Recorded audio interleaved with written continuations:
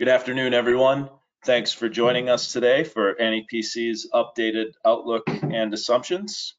This is Tim McCusker, NEPC's Chief Investment Officer, and I'm delighted to be joined today by Phil Nelson, Director of Asset Allocation, and Sarah Samuels, our Director of Marketable Securities. Today we'll give you a very brief NEPC update. I'll walk through an overview of markets and some of the key themes that we see today. Phil will take you through our updated capital market assumptions. Sarah is going to dive one layer deeper and take you through some market dynamics, what we're seeing for liquidity, and also some opportunities that might be emerging. And we'll wrap up, we'll leave time for questions. So as we think back, it's just 4 weeks ago that we did our last webinar. And at that time, we were talking about how crazy things were, that the world had changed so much. There was a pandemic unfolding. We were all adjusting to trying to work from home. Little did we know then that we were just a couple days removed and past what at this point at least looks like a market bottom. And 4 weeks later, we're still working from home. The pandemic still dominates headlines, I think dominates market pricing to a large extent. But a lot has changed. The market has certainly moved quite a bit. And certainly, while a lot has changed in the last 4 weeks, a ton has changed since the beginning of the year. And we thought in order to reflect that, we should really update our market outlook and our forecasts, and we're excited to share those with you today. First, a quick NEPC update. As I mentioned, we're all working from home, and we continue to do that at NEPC. We've been able to do everything that we would normally do other than meet with all of you face-to-face, and do it effectively remotely. Our focus remains helping our clients, recognizing that all of the volatility in markets brings a lot of questions and concerns. And further than that, this is creating a lot of external strains on organizations. If there's ways that we can be helpful, please just ask. We're happy to help. We've published a new asset allocation letter that got in your inboxes last night, so take a look at that. Summarizes a lot of what we'll be talking about today. And we're very excited to share something new with you, a program that we'll be bringing forward next week, some conversations with key leaders in investment markets. We're obviously disappointed that we can't have our client conference in person. We always look forward to the chance to interact with many of you, but also share leading investment thinking, new ideas that are out there. And we thought this would be a great way to bring forward some of those ideas. So we've asked some of the most well-known investors, some of the best investors in the world, to hop on the phone with a conversation that I'll be leading every week for the next few weeks. We invite all of you to join that. You'll have the opportunity to ask questions, and we hope that that's helpful. As we turn to looking forward, I think I mentioned on the last call that there's a lot of questions that are unanswered that we're struggling with. We're struggling with the wide range of outcomes that we see potentially playing out.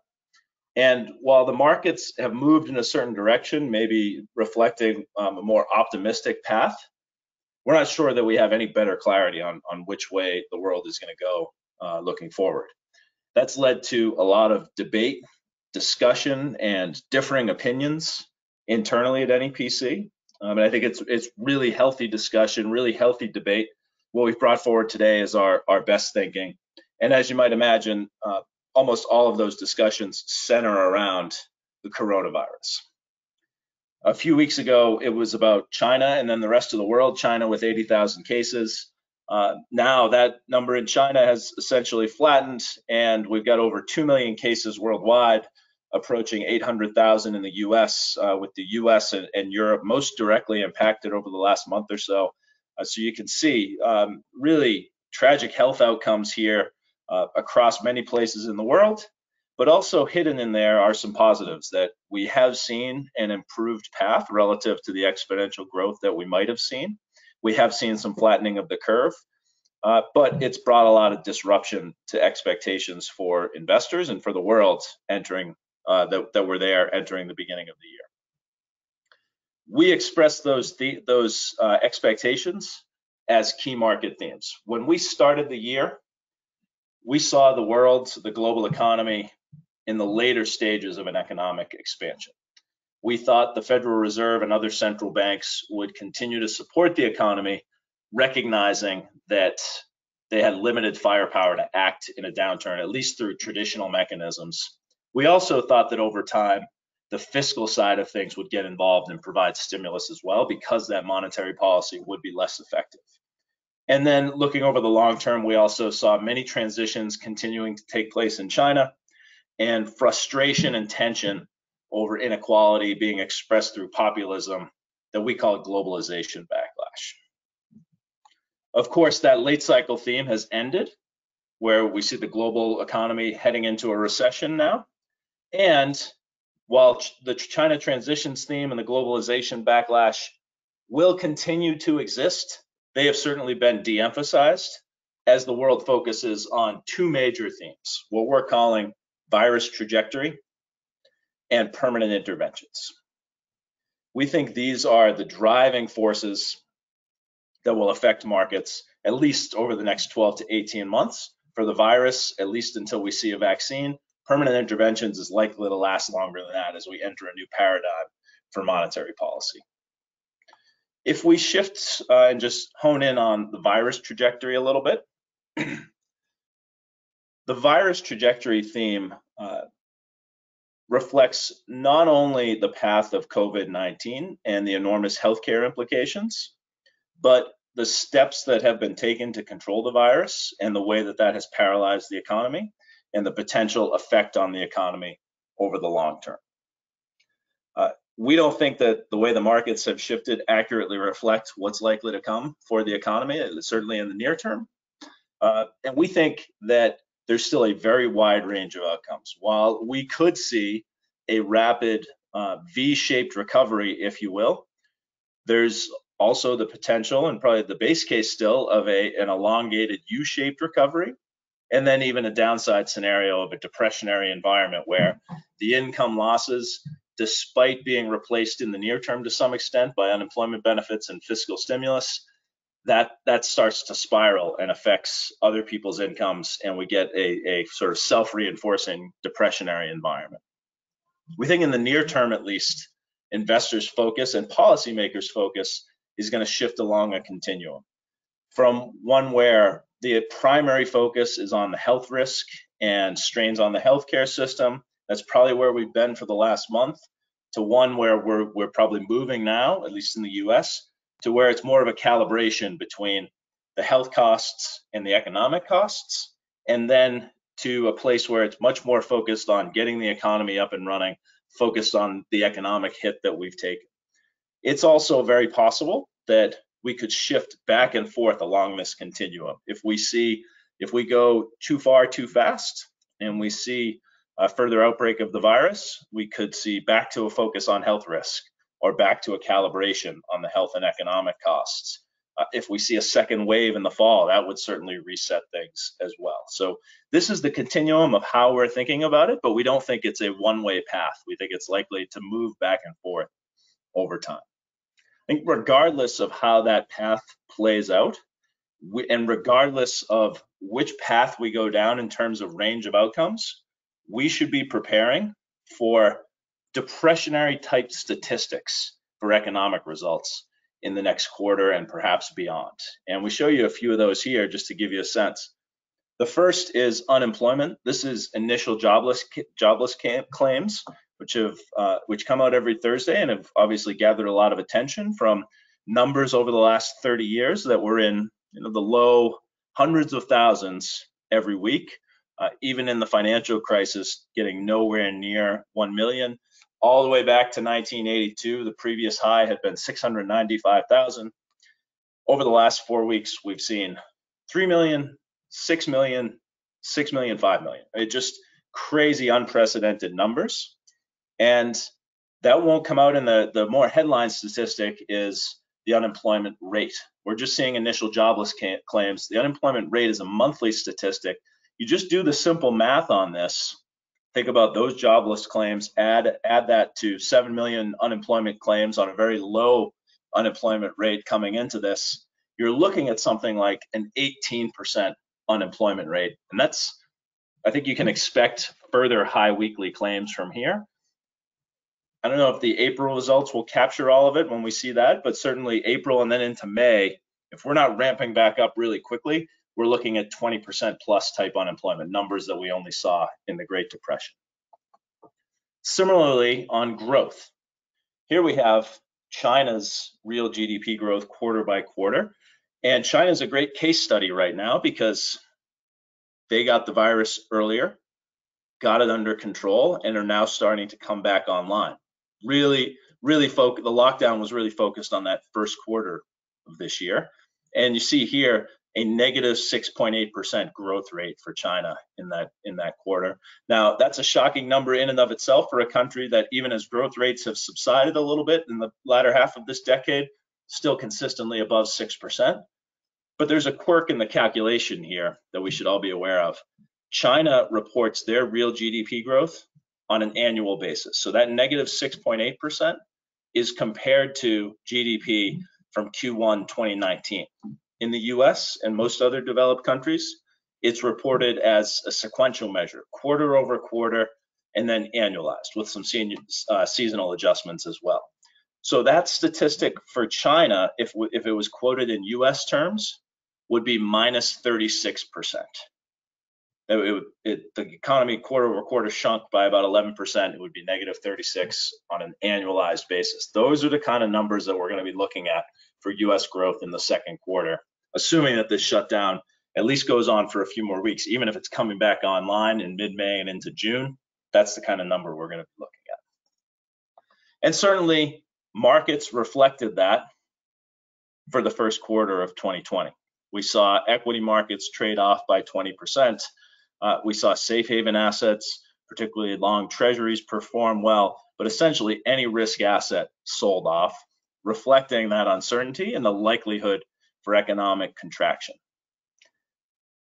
April, however, and certainly the last week or so of March, which kind of hides how deep the pain was in the first quarter, tell a very different story. We see equity markets back up, in some cases like the S&P 500, up 10%, more than 10%. We see credit spreads coming in, helping high yield rally. We see rates staying low, helping to continue to support some of those safe haven assets, but a very different environment than what we saw in the first quarter. And I think a lot of that is a reflection of that second theme that we laid out at the beginning of the year, but has become even more pronounced, and that's permanent interventions. The idea that typical monetary policy can't support moving out of a downturn and can't help the economy move forward because rates are already at zero across the world. So we need different monetary tools. And you see that here with the Fed bringing forth 12-ish% of GDP to support the economy through quantitative easing, and an alphabet soup of tools that we saw last used in the financial crisis. The financial crisis was really important as a foundation for everything that's happening now. While those were all experimental and new and had to go through some approvals, the Fed was just able to hit the on button and put this money to work. It's really helped in liquefying markets, but the Fed they can provide money, they can't spend the money, and that's where the fiscal side comes in. With the CARES Act at $2.2 trillion, again, adding up with some other smaller measures, getting us to double digits in terms of a percentage of GDP, and likely to see more here. In total, we're looking at something that very clearly is 20% of GDP in the US. That's bigger than anywhere else in the world in terms of the level of support. And the market, I think, is taking that in and saying, it looks like things will be okay. We think we've got to be a little bit more careful on this, and we're not ready to issue an all clear. And you saw that yesterday, that there's still some warning signals with the front contract in oil going negative. So there's still the deterioration of demand that we're seeing out there is playing out in different ways, even as the equity markets has a big recovery. And that type of recovery actually isn't unusual, as we see here. These are the last two major market drawdowns that we've seen. But I think if you look back in history, you see something similar. In the midst, in these cases, of 50% plus drawdowns, you saw several 20% plus recoveries and then further zigzagging from there. So this is not unusual. And we're not making a call that we're going down 50%, but if we start retesting lows, that would align well with what we've seen historically.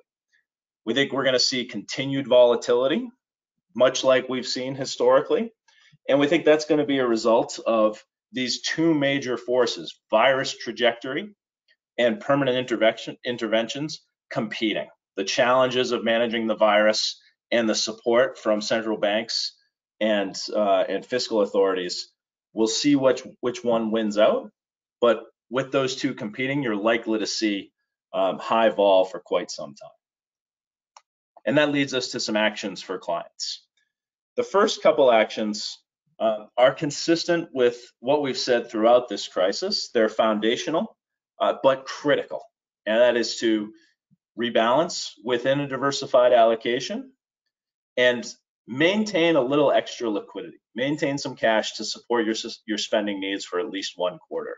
We've seen dramatic improvement in liquidity across markets with the Fed stepping in, but we don't know that that will continue, and we don't know if another downturn could freeze up liquidity really quickly. And all of these investment pools that you all oversee play really critical roles in your organizations, in your communities.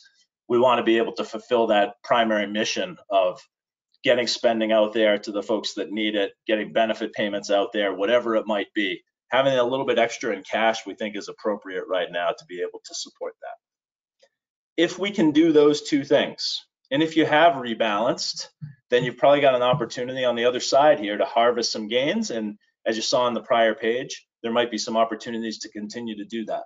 But if we've done those first few things, we do think there's an opportunity looking forward and looking over the long term to think about taking more risk. Now, as we showed you there with that big drawdown chart, there might be better buying opportunities, but at the very least, folks should be rebalancing and starting to think about how they could increase strategic targets to risky assets. Phil will walk through this in a little bit. Our forecasts for risky assets are up. Our forecasts for safe haven assets are down. That makes that trade-off between risky assets and safe assets marginally more attractive. We also think that the US, due to that strong response from the Fed and from the government, and EM, which has got the virus a little bit more under control right now and has a 10% expected return over 10 years, should be favored over EFI markets and equity.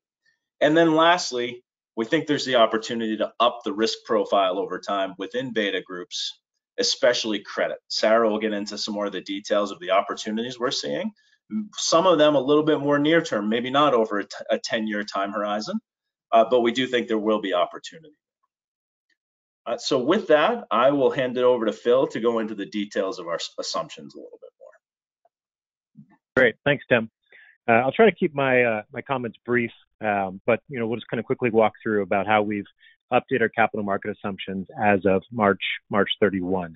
As you can imagine, we've had some pretty significant price movement over the last quarter, and our 10-year return assumptions for credit and equity have really materially, increased. And if we go to, the next slide, you can see, some of our kind of outlook that we provided, and it's really meant to be kind of a strategic outlook. And I think our return assumptions are really designed to not be tactical signals, but really highlight the strategic direction for portfolios.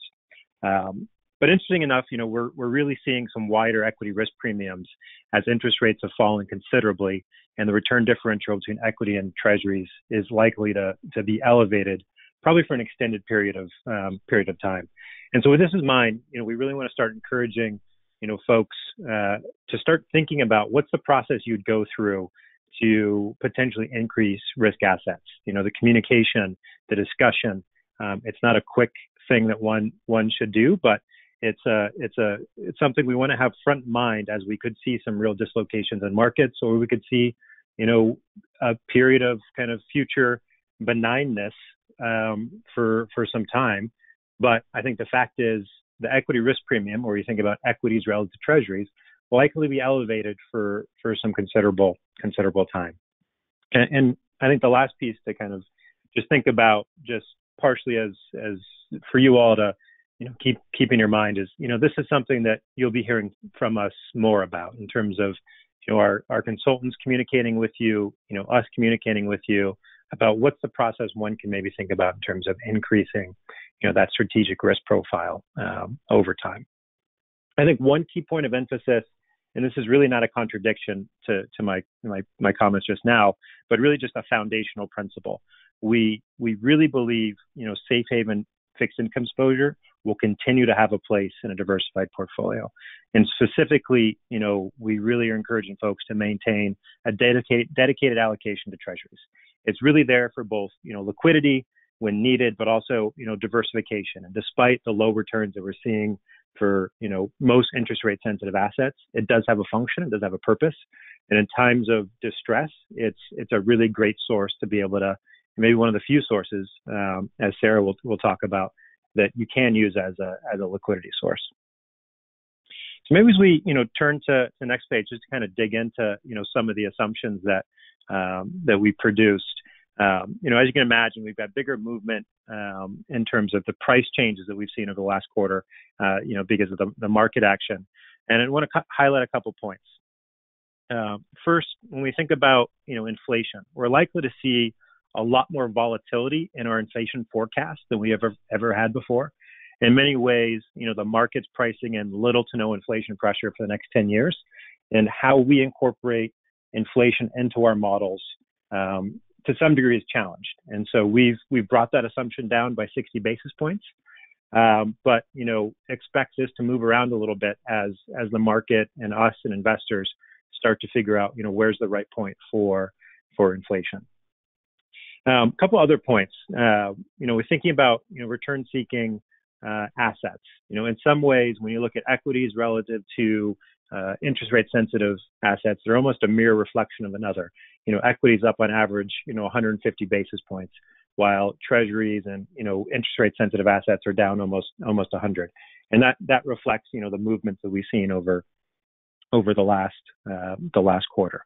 I think one point of context that's potentially less intuitive, but want to highlight is looking at the commodity space. And as a reminder, these assumptions are struck as of March 31 data, so it doesn't incorporate, the fact that oil contracts for May have traded, below zero for the last 2 days.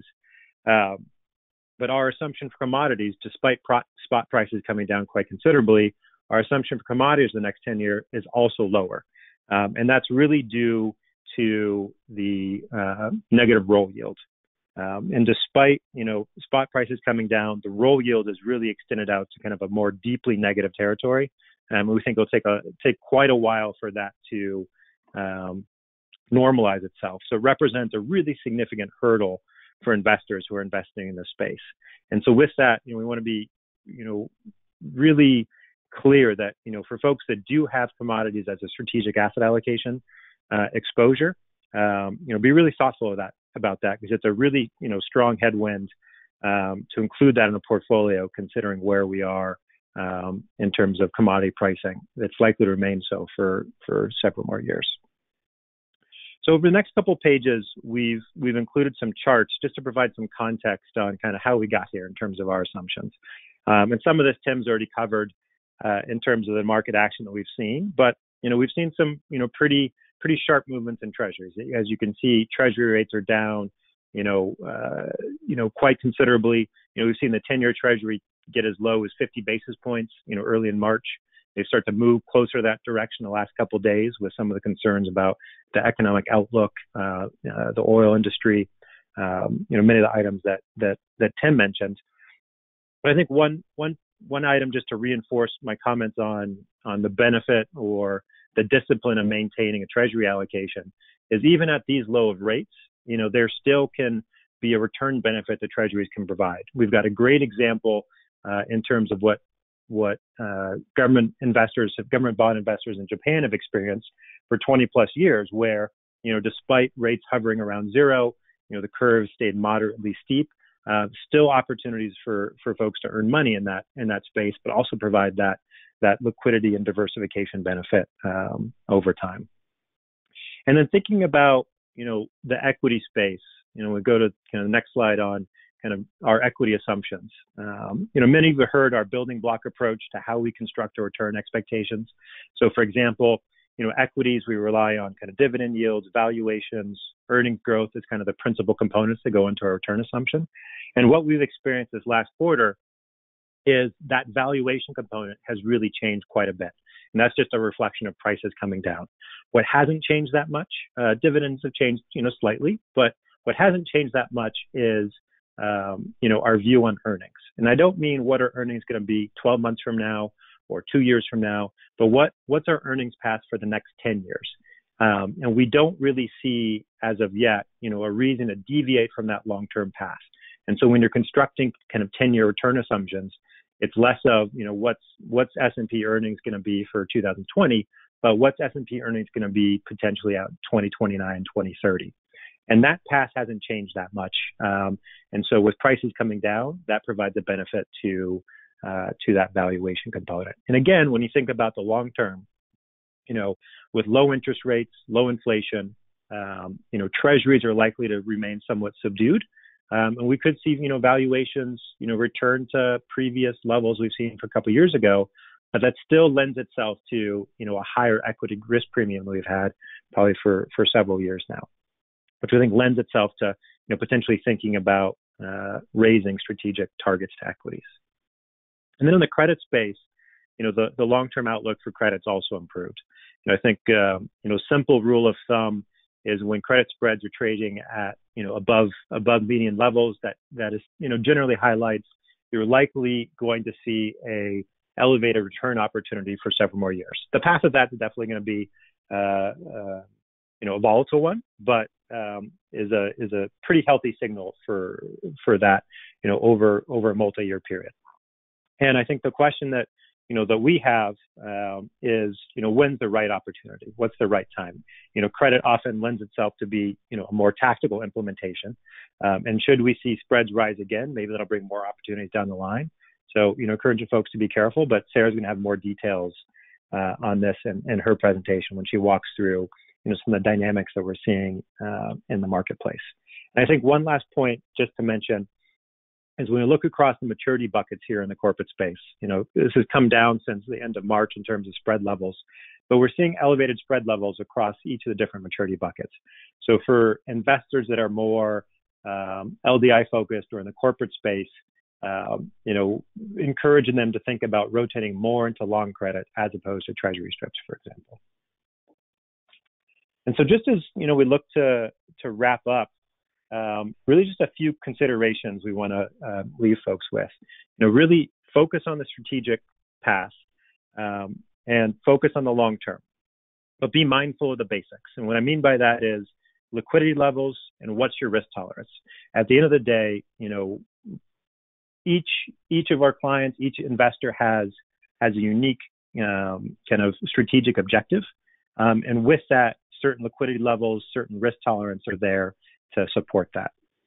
And to really double check that those are aligned. And second, once you've done that, think about what's the right risk posture for longer term. In some cases, some clients may have a large multi-asset exposure. That might be something that's a lever that we can pull to think about raising equity targets longer term. Should we see kind of a more severe dislocation come up. And then as we wrap up, just a couple of reminders. Our capital market assumptions are published on a quarterly basis. So you'll see our next edition in July. And just as a disclaimer on that, we really don't want to encourage kind of a quarterly churn of asset allocation analysis. But, the goal of this is you have a set of assumptions that kind of fit your schedule for when you tend to do asset allocation. So that's the beginning of the year, great. If that's in the summertime, great. We'll have kind of an updated set of assumptions to be able to do that work. So, with that, I'm going to turn things over to Sarah to discuss some of the current market dynamics that we are seeing. Great, thanks, Phil. Hi, everyone. This is Sarah Samuels, and I work on our manager research team. What I'm going to do now is tie Phil and Tim's comments to the implementation side of the equation as you think about how to act on NEPC's recommendations. The research team at NEPC has spent the last few weeks speaking with hundreds of managers to understand what they're seeing on the front lines in the capital markets, how things are trading, and what opportunities they're finding. So if we turn to the next page, We're going to talk about fixed income liquidity. One of the most important topics of late has been liquidity, where to source cash to support your operating budget or your benefit payments. High quality fixed income, as Phil and Tim have alluded to, is traditionally held in portfolios just for this purpose, to be an anchor to windward and to be a liquidity source in times of crisis. So we'll start here with our discussion, talk about liquidity in fixed income markets, and then move on to equity markets as well as opportunities that we're seeing in the space on a manager specific basis. So liquidity has improved dramatically in fixed income markets, but up until late March, liquidity was extremely poor across the Treasury, corporate bond, structured credit, and muni markets. Bid-ask spreads widened dramatically. The cost to trade was incredibly high, and some trades didn't even get a bid. We saw disorderly trading even in the Treasury market, which is very unique. But liquidity improved very quickly with Fed support programs, which are 10 times larger than those coming out of the GFC. As we talked about, the Fed knows what they're doing now. The Fed came out with the big guns and they're buying nearly everything from treasuries to TIPS to investment grade and high yield credit and securitized debt. So transaction costs have come down quite a bit since the worst period in March, but they're still elevated and above normal levels. Bid-ask spreads are still higher, on the order of 2 to 3 times the historical average. When thinking about liquidity decisions, I'd really encourage you to keep 2 things front of mind. One is that it's really important to understand the ability to transact and where valuations are. In general, our advice is to sell the highest quality bonds that you can in your portfolio. But the second thing to keep in mind is that while it is really important to consider liquidity, remember the reason why you're transacting in the first place. Transaction costs should not drive strategic decisions. As Tim and Phil said a moment ago, we're suggesting the client source and maintain a quarter's worth of cash needs. And we've summarized a rank order of preferred liquidity sources in this liquidity guide on this page. This is something that we're going to be updating regularly. So please reach out to your consultant at NEPC for regular updates on our recommendations here. Liquidity is changing rapidly with the Fed support programs. So it is possible that this changes. But I think what won't change is the recommendation to source cash from the highest quality bonds that you can. I won't walk through all of these, but the punchline is treasuries, both nominal and real, are preferred sources of liquidity. And it could be that some multi-asset strategies in your portfolio would be appropriate sources of liquidity as well, especially those multi-asset strategies that are futures-based and that have protected on the downside. Be careful in securitized and corporate credit. That's not an ideal place to source cash, and we would recommend avoiding selling municipal bonds and EMD. Before we move on to beta group guidance, I'll make a few comments on equity market liquidity as well. The good news is that it's been much easier to get trading done in equity markets than credit markets. Volumes are higher in equity markets, about 2 times the normal levels that we see. But the cost to trade is higher as well, with bid-ask spreads about 3 to 5 times wider than normal. It's certainly more expensive to trade, as you would expect, in traditionally less liquid areas like small caps, so beware of that. We've seen significant inflows into equities as a result of rebalancing on the behalf of asset owners, especially with the biggest impact coming from large pools of capital like public pensions and sovereign wealth funds. We've also seen some asset owners out there making tactical overweights to equities. There was a 3-day period in March when the S&P 500 rose by 20%, and the traders we spoke with believe that this was related in part to this rebalancing activity.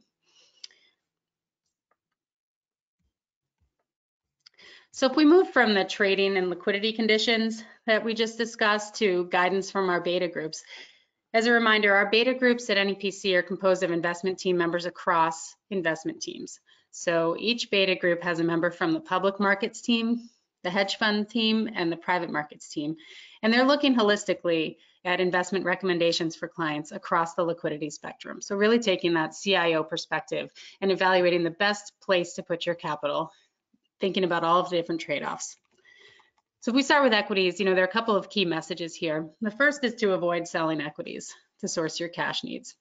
Although equity markets have recovered from the bear market levels that we saw in March, they're still down year to date. And we prefer the liquidity sources that we outlined on the prior page. This brings us to our second recommendation, which is to think about rebalancing into market weakness and towards targets. With that backdrop, times like these can offer access to high conviction, limited access, or closed managers or opportunistic trades.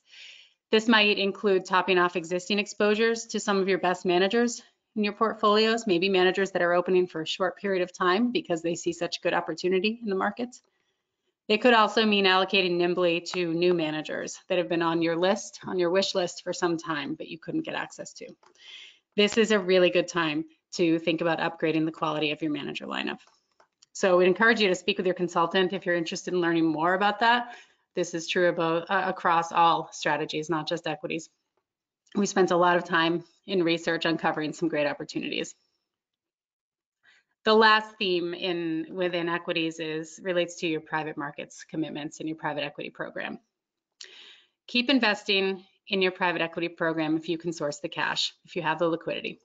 Some of the best vintage year returns are those that were generated when capital was put to work during and just after economic downturns. You should expect capital calls to slow, but distributions are likely to slow and fall even more. So liquidity may be a little bit more challenging than your capital commitment pacing model would have estimated.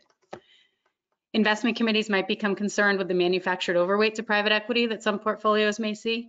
This is a function of the denominator shrinking as the public equities in your portfolio have sold off, causing private markets to be overweight. This is a temporary phenomenon. There's really not a lot to do about it. We wouldn't recommend taking any proactive action to reduce an overweight to private markets today. It will correct with time as private funds mark assets down and public markets recover. But don't skip commitments to your high quality GPs to try and correct this overweight. Size down your check if you need to, but it's important to show up to your highest conviction private equity fundraisers lest you lose access to that GP in the future. Moving on to multi-asset, as I noted earlier, certain multi-asset portfolios could be sources of liquidity if they've performed well during this recent sell-off. So that's something to consider if you are finding yourself liquidity constrained. This market environment is also a good time to reaffirm the goals and objectives of your multi-asset portfolio and to really ensure that it's performing in line with the expectations that you had for it. So some questions to ask yourself are, what was the goal of each multi-asset allocation in my portfolio? Was it diversification? Was it market exposure? Was it protection? And in this sell-off, did the strategy perform within those expectations? If it didn't, this might be a good time to think about strategic allocations within your multi-asset portfolio. Moving on to real assets. Within the real asset space, the energy sector has clearly been under heavy pressure with both increasing supply and a reduction in demand as the result and the impact of COVID flows through. We talked about the significant strains on WTI pricing and futures contracts.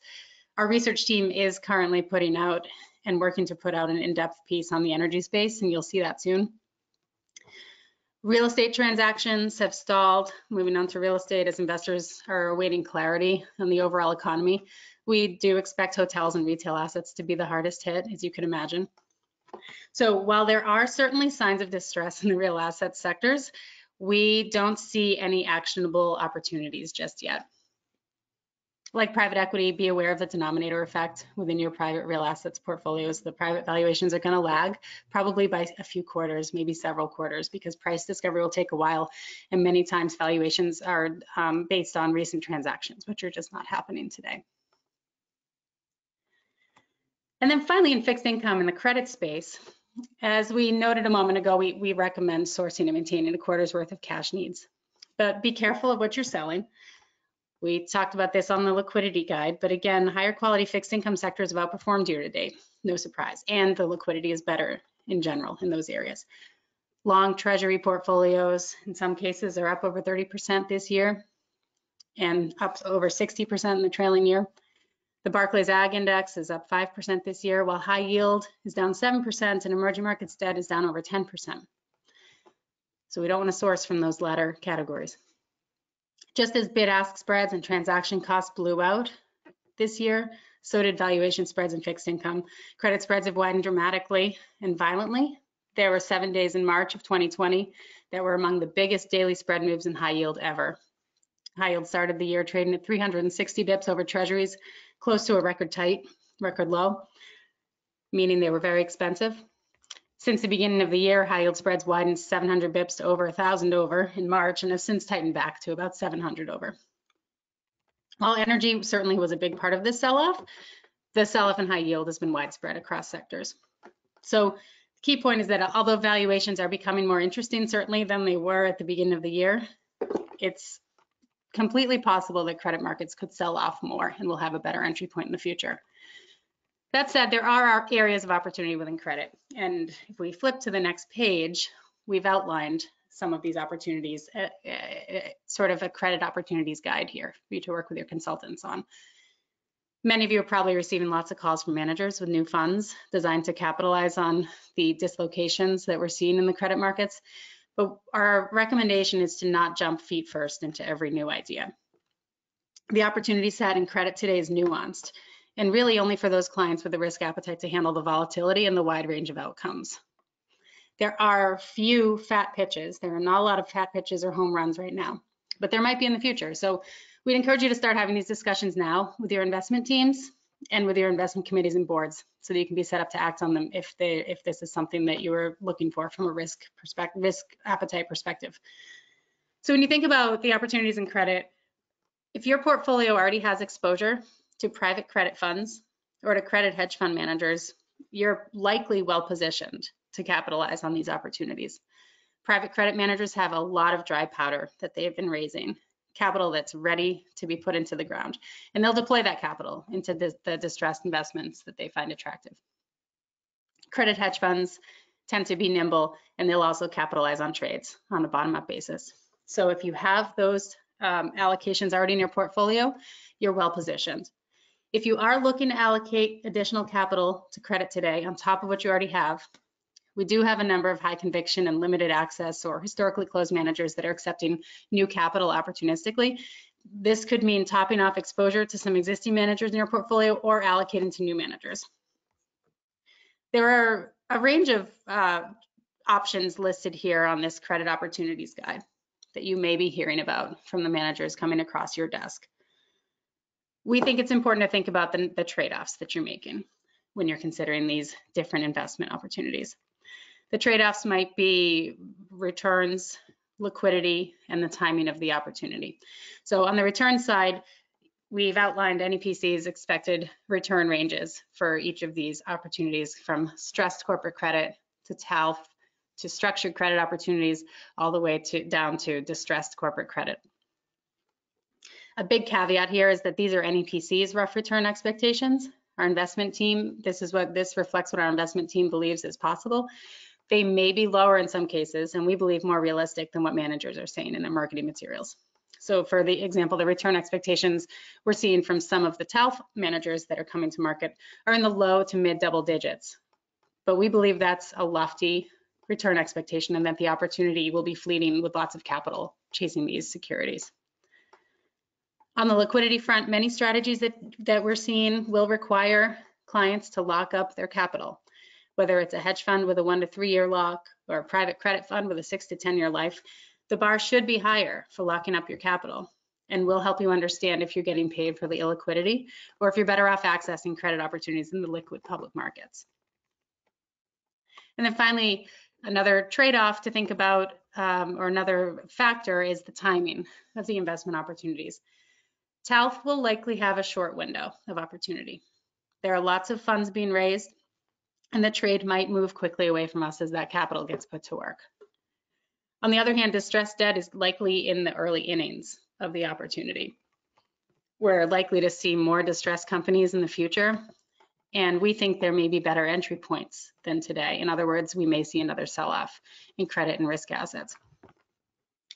So we'd encourage you to speak with your consultant if you're interested in learning more about anything on this page. We do have a number of managers that we are happy to recommend and we've done the work on and that we feel could be a nice addition to client portfolios, ensuring that it's in line with your risk tolerance and what you're looking to achieve. Some of these opportunities will be swift and quickly moving, and they'll require a nimble decision-making process, while others might take longer to play out. as I mentioned, it's entirely possible that we see another pullback and see some opportunity in the future as we see GDP and earnings data come out that reflect the impact of COVID, causing some assets to sell off further. So with that, I think we're ready to take questions. Great. Thanks, Sarah. And I'll actually, before flipping to the questions page, I'll just leave it on here for a second because we have a question on TALF, the term asset-backed securities loan facility. If you could just spend, it's a general question here, spend a few more minutes on some of the details and then maybe a more specific question with it. We're seeing both public markets managers and private markets managers. Can you just talk about a little bit about the different managers and how they're approaching it? Sure, yes. So you're likely going to see some managers that are in the public market space and the private market space coming up with TALF funds. Really what we're looking at here is with the dedicated TALF funds, we're looking at a 3 to 4 year implementation time period. This is something that many of the managers that are coming to market have done this before during the prior crisis with the first version of TALF. And so they know what they're doing. The challenge is that there is quite a bit of capital that's pursuing these same opportunities. Great, thanks. Phil, a question for you here. How does the presidential election affect the continuum of the virus and economic paths, if at all? Yeah, I mean, I think there's only so many unknown variables that we can add to the equation to work with things. But I think the assumptions that we had going in regarding how kind of the presidential and congressional elections would impact the markets prior to COVID, I think we had some thoughts, but I think it's fair to say that's all out the window. And so I think in many cases, I think it's good to look back to 2008, 2009, and look at how does the public, how does the electorate view the parties in power in terms of how they're addressing the issues that are pertinent to folks. And I think in many ways, obviously, it's a mandate on COVID and likely to be so. Well into the summer. And I think other than that, I think it's hard to draw too much conclusions from that at this point. Yeah, I would say if anything, it's the other way around, that the virus and economic paths have a big impact on the presidential election, where a recessionary environment is often not good for an incumbent. But a lot of the classic ways a presidential election plays out got thrown out the window with 2016. So we can see how that plays out. A couple questions that I'll take here. First, a great one on the rebalancing message, whether it's still rebalanced towards targets or to targets. And as most of you know, with our messaging early on in this drawdown, we were talking about rebalancing towards targets and not to targets, and I think appropriately given all the uncertainty. And I would say that is still generally true, but the specifics for each client will drive this a little bit more. And as you've heard from us today, we do think that over a long-term time horizon, there's an opportunity to take more risk, which would lead you to targets and maybe even resetting targets higher for risky assets. That said, we wanted to be careful about going out too strongly with that message, recognizing that an important part of our messaging is also to raise a little bit of extra liquidity, and that can leave you a little bit off of targets, though maybe you'd want to fund that from fixed income. And two, the overall organizational strains that are being created here are maybe redefining risk tolerances for many clients, at least in the near term. So it may still be appropriate to have a little bit less risk in rebalancing towards target, not to. I think long term, we would like to see clients getting to targets and maybe even getting above it. We also have a quick question here on how do we think the plan universe will compare to a global 60-40 portfolio in Q1. Early indications we haven't seen full universe results yet, but early indications are that NEPC clients have performed a bit better than the national averages.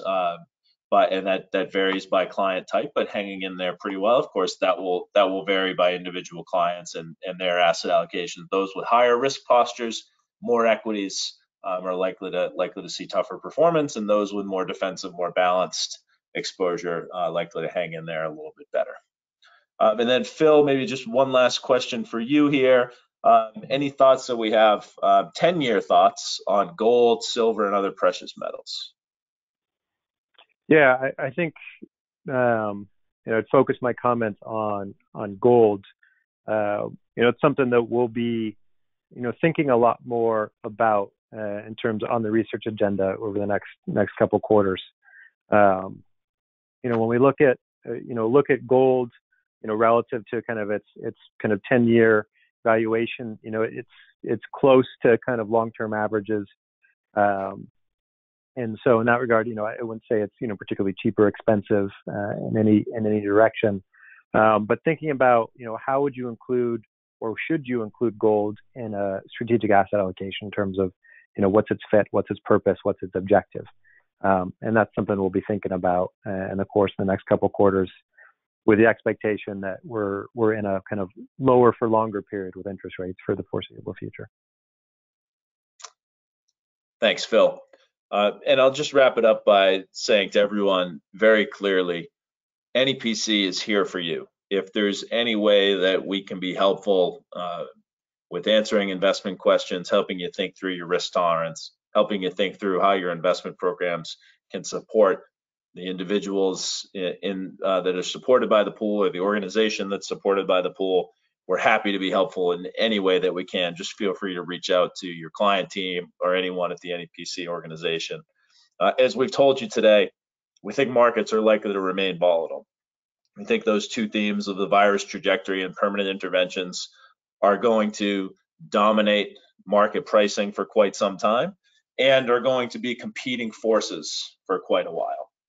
The moves we think clients should make are first foundational, being disciplined about the management of your programs and balancing those risks and opportunities by rebalancing, maintaining a little extra liquidity, but then also thinking along different time horizons. Over 10 years, we think that risky assets are more attractive now as Phil showed you, our equity assumptions are up 1.5%, our treasury and cash assumptions are down a full percent.